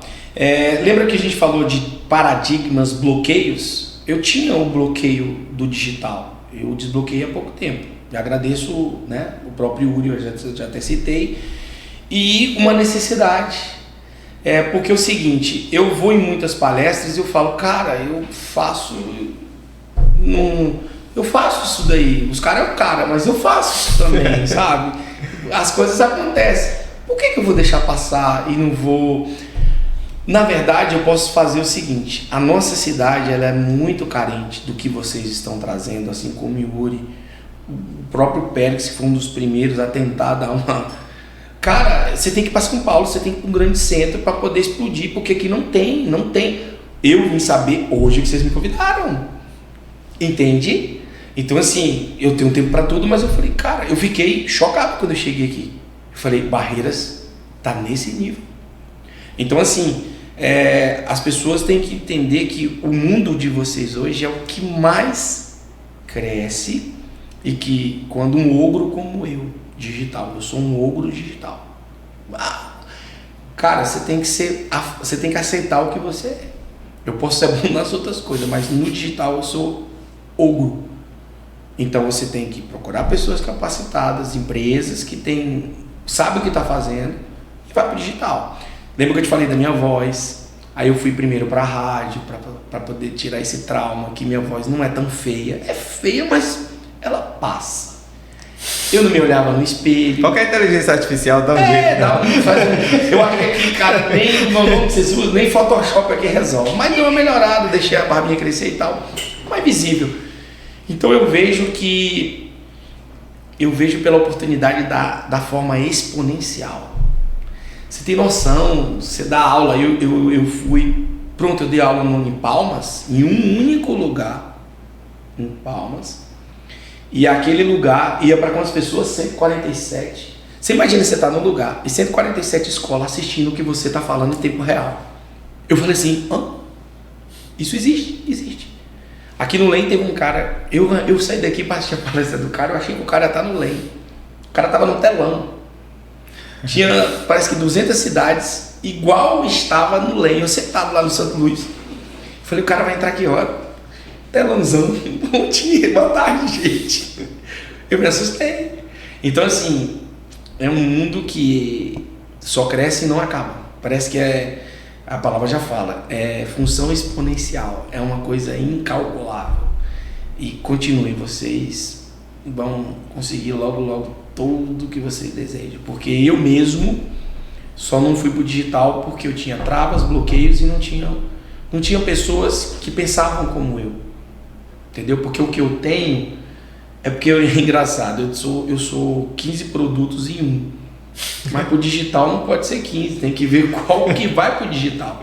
E aí minha esposa morre de rir, eu sou cuscuz de mim mesmo, porque tudo depende de mim, a não ser que eu comece a treinar pessoas a fazer o que eu faço, entendeu? Isso, entendi. Mas o que vocês estão trazendo para a cidade, o que o próprio Yuri, que hoje está comigo, as pessoas precisam saber mais, né? E tirar esse desbloqueio. Vocês têm que criar um curso para isso, porque eu tô sofrendo, eu sofri. É sério. Tá vendo você? Cria um curso chamado Como Desbloquear de Forma Digital. Eu sei desbloquear a pessoa para estudar. Hoje eu pego qualquer ser humano, eu faço um camp. Por exemplo, quando a pessoa aceita uma luta no UFC, não são 3 meses? Você já acha que ele já vai fazer exercício físico?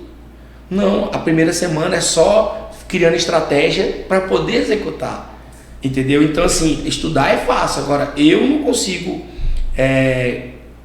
me desbloquear digitalmente, eu tô sofrendo, apanhando. Aí tem um cara aqui de Barreiras que ele faz eu chorar de raiva, velho, porque ele xinga, ele fala comigo xingando mesmo. Por que você é burro? Eu digo, mas eu sou ogro digitalmente, eu já falei que eu não sou. Esse dia o Yuri foi eu de rir, porque eu não sabia fazer alguma coisa lá no Instagram. Falei, velho, mas eu não sei, eu sou ogro, eu tenho consciência disso. Então, criar um curso para os jovens de Barreiras, para a população. Teve um moleque, não lembro o nome dele, que foi embora para São Paulo para fazer um curso que ele queria ser... É YouTube que fala, né? Blogueiro e tal. O moleque gastou não sei quantos mil lá em São Paulo. Voltou para Barreira e hoje não tá aí sem fazer nada. Entende? Não é questão quantitativa de dinheiro, é uma coisa que funciona. Um funcional, né? Vamos desbloquear tipo os ogros. Tem muito ogro igual o William. Ogro, desculpa a palavra forte, tá, gente? Mas É como eu aprendi. Se você não é bom, não conhece nada, é melhor você reconhecer sua fraqueza do que tentar dizer que sabe. E dali você parte para aprender, né? Vai embora. Sim. Ou então, fica cercado de quem entende, deixa os caras fazer o que tem que fazer e você fica só... Mas isso é mais comum do que o que a gente imagina. A gente está muito inserido dentro do digital e às vezes a gente olha assim, caramba, não é possível que essa pessoa não sabe isso, mas... Ele faz isso comigo.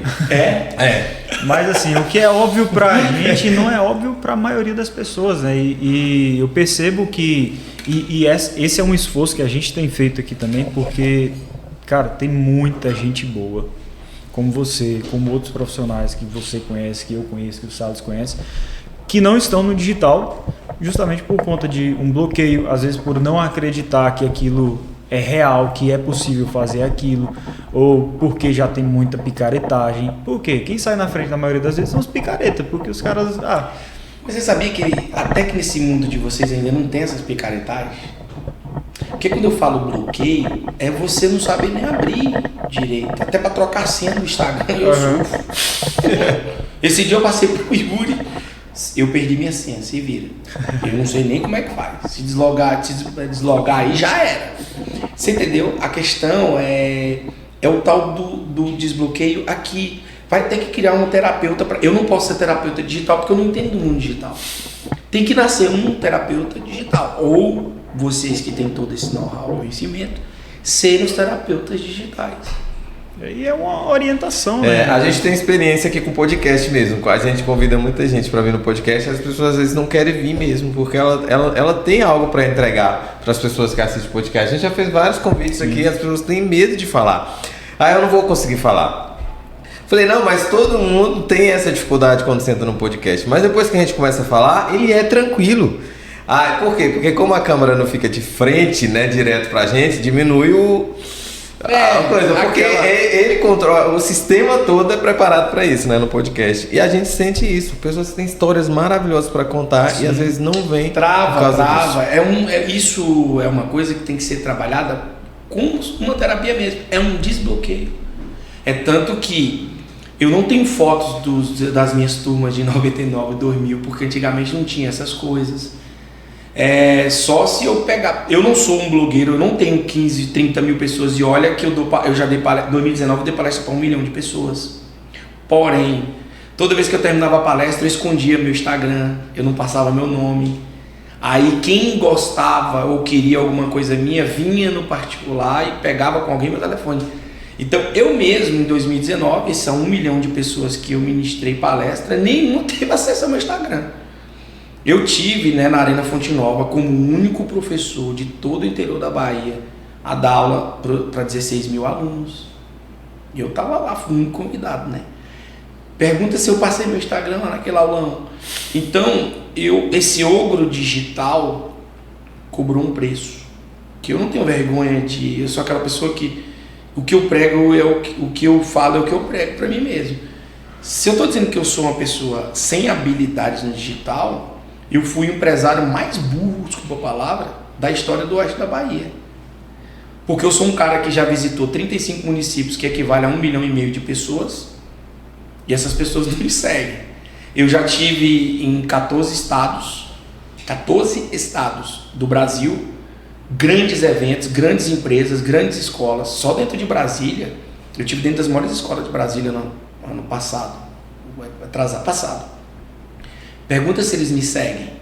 Então, você está vendo, quem está me ouvindo aqui é um anseio, é uma dor que eu tenho, que eu fui o cara que teve a chance de ser, no mundo de vocês, o cara, e eu com a minha ogritude, eu me matei. Pergunta se eu tenho foto sua lá. Não tenho. Eu não tenho arquivo de nada, porque na minha mente é o seguinte, eu só vivia o processo. Ajudava vocês, ajudava os alunos, o aluno aprovava, tchau. A família até hoje me liga, tem aquele abraço. Mas eu não me via como CNPJ, né? Eu me via como um CPF. Eu ia lá fazer meu trabalho, ganhava meu dinheiro, ajudava pra caramba. Quantas vezes eu tive que entrar na casa do aluno com um conselho tutelar para resolver problemas da família. Quantas vezes eu tive que arrumar emprego?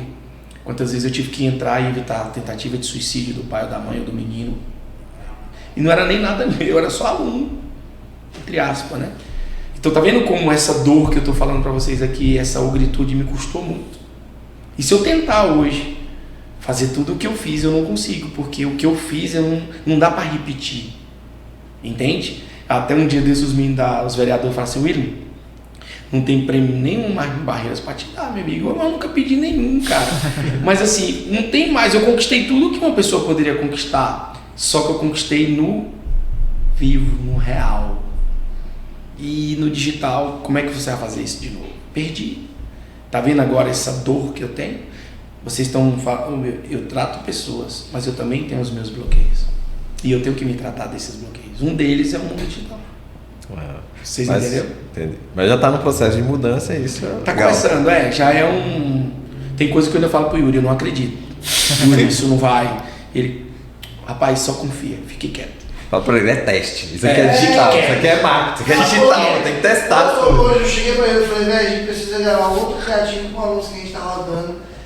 Porque se eu falei a você que não dava certo, eu falei, calma, você É uma coisa que eu, assim... 1 mais 1 não é 2, insista, não, meu. Aí tem hora que uma coisa dá lá 10 mil visualizações, outra dá 2, eu digo, pronto, aí agora pegou. Mas assim, tá vendo que essa dor que eu tenho é uma... Tudo hoje é startup. Quem que vai criar uma startup para solucionar a ogritude de quem tem bloqueio digital? Eu nunca vi isso na internet. É sério. Desbloqueio digital. Vocês já viram isso? Procura. Tem... Quem fala muito sobre isso é a Betina, né? Ah, Betina, eu não sigo a Betina. Ela tem alguns você tratar a pessoa para essa fobia. Tem gente que não tem um curso de oratória para falar presencialmente, tem que ter um curso de oratória pro digital. Pro digital. Cara, tudo digital. Então quando a gente é ogro, mais uma vez, aprenda o que eu falo. Reconheça suas fraquezas para reduzir os fracassos e aumentar a habilidade. Então isso serve para toda a sua área da sua vida. Tudo que eu cresci foi de um bloqueio. Hoje eu trato casais. Então o que eu tenho de relacionamento com a minha esposa me ajuda a tratar casais, porque eu tive uma experiência de outras da minha própria família que me fez, né, entender e através dos estudos poder tratar casais. E pronto, aquela dor que eu tinha virou uma âncora positiva para curar pessoas. A mesma coisa, eu vou pegar o digital para fazer isso? Não, que não é minha área. Mas que há uma necessidade de curar isso eu te garanto. Com certeza. E aí, Pedro? Chegamos, rapaz, olha eu olhando aqui o nosso tempo. Rapaz, nós temos que gravar. Ainda não sei não, que já passou das 8. Caramba! Tem que marcar a parte 2 agora. Não, eu tenho que fazer a parte 2. A gente vai fazer o antes do digital e o pós-digital do professor. Porque na verdade nós fomos 3 esferas diferentes, né? A gente começou com uma, já mudou onde é que parou. E o que mais eu gostei não foi o que eu falei, foi o olhinho de vocês dois quando eu falei da ogritude digital, porque eu fui na ferida que vocês tentam solucionar todos os dias. Vocês têm que olhar para a carinha de vocês aí, é uma coisa fora da caixinha, sabe? Vocês falam assim, cara, ele tá certo, eu tenho isso dentro, eu consigo, eu posso, eu quero, entendeu? É essa a ideia, onde você for, você tem que despertar nos outros o melhor que ele tem para que ele melhore mais, e isso ajuda mais gente. E você vai junto. Que a ideia é sempre ajudar, né? Assim, a gente tem uma... Ser útil, né? Ser útil para que as pessoas vão, elas encontrem o lugar que elas precisam estar, né? Porque a maioria das vezes é o que nós viemos falando desde cedo. As pessoas estão em lugares que não era para elas estarem ali. Estão fazendo coisas que não eram para elas estarem fazendo ali. Eu tenho 2 meninos, aí eles falam assim, você é jogador de futebol. Eu falei, por enquanto vamos estar estudando, né? Porque se não for jogador de futebol, você precisa decidir lá na frente o que você vai fazer. Você quer? Eles me falam assim, você fala para seus filhos serem servidor público? Eu sou servidor público, né? Eu falo, não falo nada, na verdade. Por enquanto eu não falo nada, porque esse processo de escolha é muito definidor. O pai nessa idade, né? Tem 9 anos. Exigência. É, como se eu estivesse exigindo que ele fizesse aquilo. Eu não quero ter esse processo. Então eu não falo determinadas coisas, mas eu continuo, eu olho, vejo o que cada um é melhor, assim, eu fico olhando, eu falei, cara, esse daqui eu acho que vai entender mais pra fazer nessa coisa, que esse aqui já vai. Então são coisas assim, por quê? Porque é não definir o lugar que ele vai estar. E o processo nosso é mais ou menos esse. E tem pessoas que quando vem no podcast a primeira vez, ela pá, eu posso falar isso, eu posso fazer isso, eu posso. É um start, né? Falei e tal, começa. Então, esse processo que você falou aí, o nome é interessante, né? Esse nome de trabalho digital. É, o Gritude Digital, cara. É o Gritude Digital. Deixa de ser ogro no digital. Cara, isso aí é um... Eu não sei o nome que vocês dão na palavra. É tudo em... eu sei o nome em inglês. É tudo em inglês. Muita gente fala, mesmo você estudou nos Estados Unidos, você foi formado nos Estados Unidos, só que eu tinha um ponto para traduzir, entendeu? Então, eu sou obrigado a falar inglês fluentemente. Leio tudo, mas não falo, não. É porque a gente fez, eu por ter feito curso fora, aí todo mundo, você... Não, meu inglês Fluente. Meu inglês não. Vou deixar agora com os tradutores. Oxe, menino, você bota o ponto Você vai pro Japão, coloca um pontozinho aqui, você tá tudo em brasileiro, tá tudo em português. Eu tava... Teve um IA que foi lançado recente agora. Eu tava no Rio. Um fone de ouvido. Então, eu tava no Rio e os caras, os chineses lá, com a IAzinha, e ela só traduzindo pra eles e tudo. Eu falei, cara, não dá nem pra falar do chinês. Vai falar mal dele, né? Mas não tem jeito. Não tem jeito. Tudo são experiências e se eu não tiver proposto a viver, por exemplo, na pandemia, imagina, 28 meses sem dar aula, 28 meses sem dar palestra, 20 e poucos meses sem dar treinamento, 28 meses sem ver pessoas. Eu falei, caraca, eu sei fazer outra coisa. Caramba, agora eu vim ver que eu só sei fazer isso. Aí quando foi ali na pandemia, depois de uns, 8, 10 meses, eu falei, não, eu acho que eu sei fazer outras coisas. Cara, eu descobri uma profissão que eu tô quase largando tudo para viver só dela. Essa questão de você... Não tem a questão de eu ajudar o aluno a criar a métrica dele e poder estudar. Eu fiz a mesma coisa na área de gestão de empresas. E, por exemplo, hoje eu termino uma gestão de empresa, o cara fala assim, caraca, você não mudou a minha empresa, você mudou a visão da minha família, da minha equipe. Porque eu coloco a mesma coisa que eu faço na escola, com alunos, só que adaptado para a empresa. Cara, é muito forte, porque imagina, por que a empresa tem rotatividade de funcionários? Vocês sabem por quê? Adequação, uma das coisas. Porque nem todo mundo tem condição de contratar um verdadeiro RH. Por que multinacional demora a sair? Porque no primeiro dia você tem que fazer testes de análise comportamental.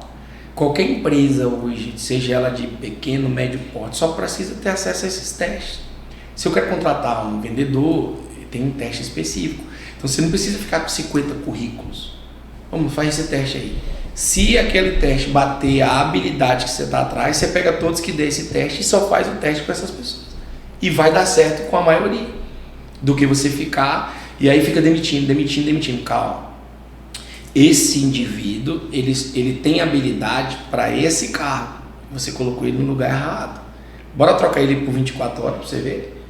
Esse aqui vai resolver o que esse que estava aqui há um ano, esse aqui vai fazer em um dia. E aí você vai descobrindo as habilidades da sua empresa. Multinacional faz isso, empresa de grande porte. Mas as empresas pequenas estão falindo com 2 anos por quê? São coisas... Pessoa certa no lugar errado. Isso, basicamente isso. Então, o mundo hoje é esse. O que vende? O que vende hoje, né? É aquilo que acaba com uma necessidade de alguém. É aquilo que é a dor de alguém. A Obritude Digital é uma dor. É uma dor. Maravilha, cara, que muito bom falar contigo. Acho que nós vamos dividir esse programa em 2. Isso aqui vai pegar 2. Eu nem sei quanto tempo tem de gravação. Pedrinho sabe ali. Pedro já tá arrumando até as coisas. Não, o Pedrinho já tá desligando. Pedrinho já tá desligando isso aqui, né?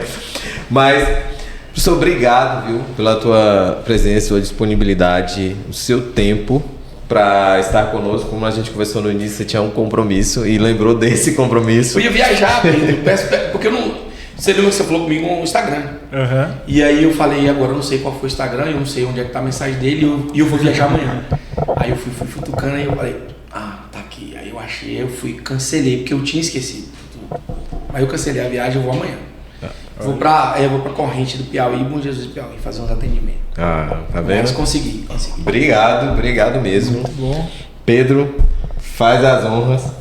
Cara, eu fiquei aqui aprendendo mais um pouco, né? Aprendendo mais um pouco aqui. É sempre muito bom receber pessoas como você aqui, que realmente tem muita história, sabe? Tem essa honestidade e humildade intelectual de fato compartilhar de maneira íntegra, né, o que você tem. Você é um cara que nunca dosou a sua entrega, né? Você sempre foi realmente muito 100%, né? Então foi um aprendizado muito, muito bom. Foi muito bom bater esse papo contigo. E as portas estão abertas aí, sempre que quiser voltar para a gente conversar e botar outros assuntos aí que vão surgindo, que assunto tem. Nossa, aqui. Tem muito. Não, me perguntaram que eu fico na rádio toda quarta, 2 horas. Toda semana, um dia na semana. Aí perguntaram, não vai acabar os temas, não? Eu digo, gente, é porque toda semana vai surgindo. Mas é tanta coisa para você falar que não falta tempo. Não né? falta. Não falta. Eu que agradeço por vocês me mostrarem que o Ogro Digital vai mudar, né? Que eu vou tirar o desbloqueio e o Uri tá ali todo dia me dando porrada. E eu espero que em breve aí a gente alcance essa quebra, né, do bloqueio e que vocês possam crescer imensamente, mais e mais. Eu torço por isso. E vou estar lá em casa torcendo as ciguinhas para que vocês possam continuar nessa caminhada aí. Obrigado. Obrigado, professor. Eu que agradeço. Sucesso nessa carreira. Muita paciência, viu? Aí tem paciência. Com calma. Pessoal, obrigado por estar conosco. Compartilha esse episódio, compartilhe com outras pessoas a história. Você já conhece essa história. Se você conhece o professor, conhece alguém que conhece o professor, manda para essa pessoa, ok? E muito obrigado mesmo. E se quiser dar um recado, dê um recado para a galera aí. Um Feliz Natal, Feliz Ano Novo a todos, as nossas famílias, e que Deus nos abençoe, que todos os dias é um dia de aprendizado, e lembrando que a vida está passando, porque quando a gente chega a uma certa idade, não podemos fazer o que fazemos hoje. Não deixe de fazer hoje para deixar para fazer amanhã, porque isso chama-se procrastinação. É o grande veneno do mundo. Muito obrigado. Valeu! Valeu!